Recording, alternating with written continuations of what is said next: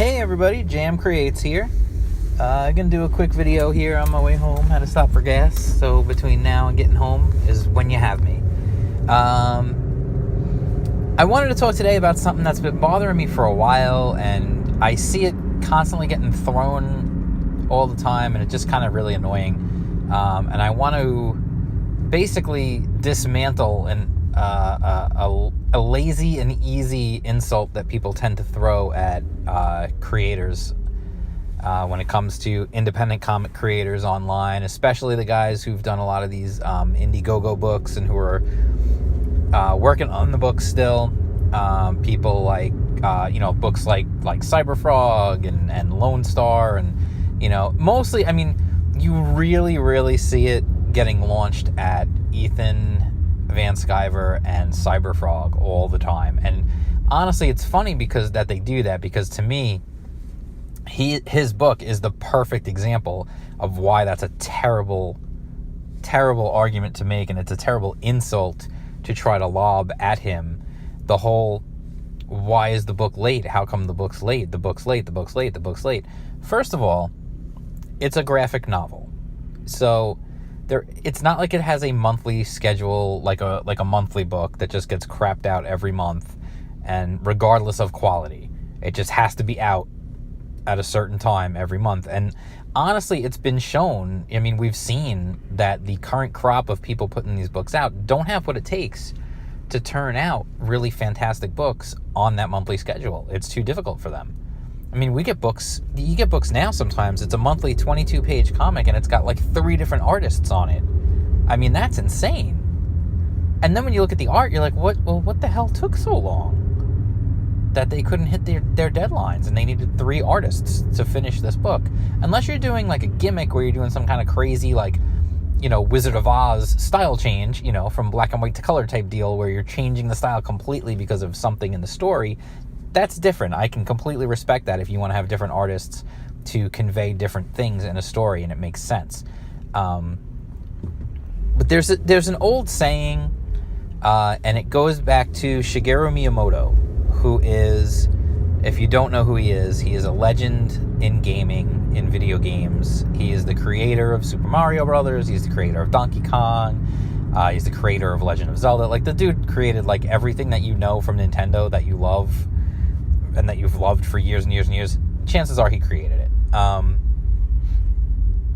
There's an old saying, because for a long time, Nintendo, and they continue to do this, by the way, Nintendo has a history of announcing a game, announcing a release date, and then announcing a delay. The game's supposed to be out, let's say, in February. Then when we get to April, when we get to, it's supposed to come out in February. When we get to December, an announcement is made. Yeah, it's not coming out in February. It's actually going to be out probably closer to August. And people always get upset because they want the game. They're excited about the game. They want the game, but it's going to be late. And, Miyamoto, his response to that, when people say, well, how do you feel about, delaying games all the time and whatever? And his answer was, a delayed game is only delayed once. Or a late game is only late once. A bad game is bad forever. And the same thing, I think, goes when you look at the pages, because Ethan's not shy. I mean, if anyone's trying to say, like, where's Cyberfrog, like, trying to act like he is scamming his backers, like he's just not going to deliver the book, like, obviously he's working on the book. He's constantly sharing pictures of his work in progress. So, he's working on the book. It's not like he's not working on it, okay? So let's just, if you're doing that, you're just being disingenuous, and you're just trying to cause trouble, and you're just trying to just get under his skin, and you're trying to prove some kind of point that, honestly, nobody really cares about anyway. So if that's you, just bugger off, and nobody cares about you. Go get a hobby. That's not a hobby. That your hobby is not just annoying people. What he's showing, though, when you see the pages that he shows, the pages that Ethan is showing of his book in progress are some of the most incredible looking comic book pages that I have ever seen. I mean, really look at the work, the detail, the amazing, like, it's just incredible what he's doing. The level of artistry, the level of, people like to call these books artisanal comics, because they're not monthly, just being dumped out every month. They're not, monthly rags. They're not, I forgot what's the term, cat, I don't remember what it was. Cat spankers. They're not those. They really are artisanal. And when you look at his book, you can see this is an artisan. This is a man who is incredibly skilled at his craft that he has honed over the last 25 years, 26 years, whatever it is at this point. And truly, truly putting his everything into this effort as well. This is, people would, I'm sure there were people who were bugging Michelangelo, like, dude, can you finish the ceiling already? Like, come on. Like, we got to get this chapel done, dude. Like, people are waiting to come into the Sistine Chapel. You got to get this ceiling finished, man. Come on, what's taking so long? Are you ever going to finish? Or are you just trying to take the money? What are you doing? And he was like, no, I am taking my time and doing this right, and I am doing a beautiful job because this is my life's work right now. And the ceiling of the Sistine Chapel is one of the greatest artworks of all time. And I feel like this is what Ethan is doing. He could have finished the book already. The man put out 1 million monthly books, and they're really good too, but he's put out 1 million monthly books. He knows how to get a book done in a month. And certainly a 48-page book, he could easily get done in maybe in the 2 months or whatever the time was that he had given himself originally to do it. He easily could crap out a book that fast, but it wouldn't look nearly as good. This is a book that people are going to look at for years to come. Like, that's what he's doing. He's trying to do the best work he's ever done. And you hear him, he says it. That's what he's trying to do. And, I don't want to come across as like, this is just a stream of me defending Ethan. Because he doesn't need me to defend him. He's fine. But what I'm trying to say is all of these books, some of it, if they're late, it's because part of it is because it was a learning process in the printing and everything else and learning how that goes, and that's where you get like why Jawbreakers is now on its way. Jawbreakers is now on its way. It's done at the printers and it's about to start getting shipped.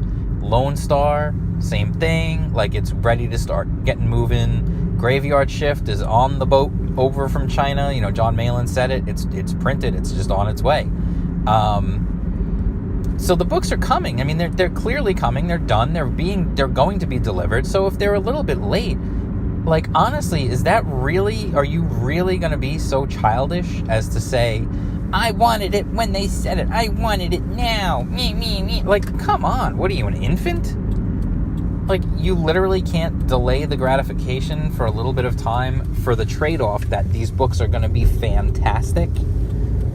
These guys know. These guys are professionals, and they know that if they don't put out the best work that they can put out, these books are going to get ripped to shreds by everyone. By people who like them and by people who hate them. They're all going to rip these books to shreds if they're not good. So they are going to do everything they can to make these books the best possible books. And again, they don't have to put out another one next month. That's not how this model works. And so, because of that, if it's a little bit late, okay, it's late once. If it's bad forever. So if it's late once and then it's great, well, is anyone really going to remember that it was late? All the people who rank The Legend of Zelda Ocarina of Time for Nintendo 64 as the greatest game of all time, do any of them care that it actually was delayed? And it didn't come out at its originally announced launch date? Does anyone care about that? Does anyone still talk about that? No. What do they talk about? They talk about how amazing that game was and how great that game was. That was Miyamoto's point. That is Ethan's point. And that is my point. They're putting these books out when you get them. They're gonna be fantastic because they took the time to make them fantastic. They clearly love what they're doing. All these creators are doing this for the love. These are not easy cash grabs. If they were, they would have just pooped them out as fast as they could so that they could launch the next campaign. But they didn't do that. They're doing this with love, with heart, with all their skill and all their ability and all their talent and everything that they have to make these the best that they can possibly be. I mean, when you listen to Ethan talk about Cyberfrog, and he talks about how he wants this to be a book that people read forever, for years to come. They read it and reread it and reread it. That's what he wants. And it's clear that's what he's trying to do. He's trying to deliver. When you see those finished pages, he's trying to deliver the best comic book that has ever been created. You can tell that's what he's trying to do, at least from an artistic standpoint. Now, I don't know what his writing skills are going to be. I don't know. Maybe they'll be great too. He is a fantastic idea man. I mean, if you ever listen to him, he definitely has the ideas. That's for sure. We'll see how he executes on that and see how it goes, and that's fine. We'll see. Again, everything should be judged once it comes out. But, and it does. I know it sounds a little like I'm prejudging these books with a positive spin. Maybe there'll be, some of them will be great, some of them will be good, some of them will be okay, and some of them might be lousy. And that's life. That's life. Not everything in life is always great. So the key is they're doing everything they can to make them great. They're taking every step that they can take to make these books fantastic. And I think that argument of, well, the book's late. The book's not years late. This is not one of these campaigns that some of these other guys have done where they never delivered on their campaign. They did a campaign, got all the money, and then nothing ever happened, and they stopped giving any kind of updates, and literally it's been years, and there is no way that those books are ever going to get fulfilled. No, these are coming. They're coming. And they're going to be as good as these guys were capable of making them. Does that mean they're going to be the best comic books ever made? I don't know. Maybe not. I have no idea. Let's wait and see. But the fact of trying to use that like, oh, well, you can get it out on time. First of all, again, it's a graphic novel. There's no hard deadline. Yeah, you want to have it delivered around when you promised it would be delivered, just because you just want to do that. That's a common courtesy as a creator. You would want to be able to do that. But as a consumer, as a fan, I myself am more than happy to wait, because when I see the progress that is being made, and having been a lifelong Nintendo fan, I understand the idea of waiting for something and getting a fantastic product in the end. And being okay with that. Yeah, okay, so it sucks a little bit that you have to wait a little bit longer to get it. But when you get it, oh man, is it worth it. And that's what these guys are going for. And if you can't wrap your head around that, you're either dumb as a rock, or you are specifically trying not to understand it. You are purposely misunderstanding because you don't want to understand, because you just want something to complain about. And if that's the case, well, then I can't help you. The only one who could help you is some kind of therapist. So anyway, that is the video for today. If you like this video, hit the like, hit subscribe, follow me on, I almost said follow me on Netflix. What the hell does that even mean? Follow me on Twitter at jam_creates. Like the channel, subscribe, hit the bell for notifications. Hit me up in the comments. Let's get some comments going. I've got some good conversations going on some of my videos now. I love it. And if you're not a YouTube dude, if you'd rather, BitChute, all my videos are mirrored on BitChute. You can follow me there. I've got 8 subscribers over on BitChute. Hey, my 8 subscribers. Shout out to my BitChute people. I've got 41 subscribers now on YouTube. We're slowly creeping towards that 50. That's my next goal, is to get to 50 subscribers and beyond. So that's it. I will talk to you guys soon with another video. I'll be back tomorrow with another video. I've got another comic review coming soon. I'll share with you another one of my classics. And when I say classics, I mean the ones I made as a kid. And I'll definitely hit up some old school comics fun too for you guys. Dig something out of one of my boxes and check it out with y'all. All right, so that's it. I'll talk to you guys soon, and peace out.